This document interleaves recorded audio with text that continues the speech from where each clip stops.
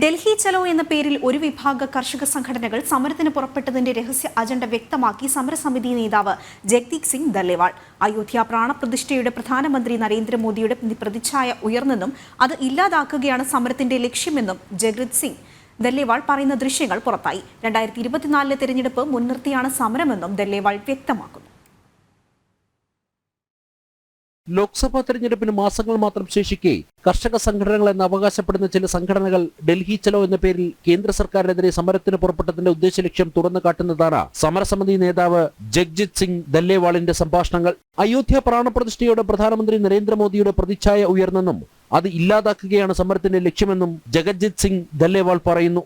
അതിനായി തങ്ങൾക്ക് മുന്നിൽ ദിവസങ്ങൾ മാത്രമാണ് അവശേഷിക്കുന്നതെന്നും സമരസമിതി നേതാവ് തന്നെ വ്യക്തമാക്കുന്നു. मोदी का ग्राफ बहुत मंदर दे करके ऊपर चढ़ गया, वो नुकसान वो ग्राफ डाउन किवें आ सकता है।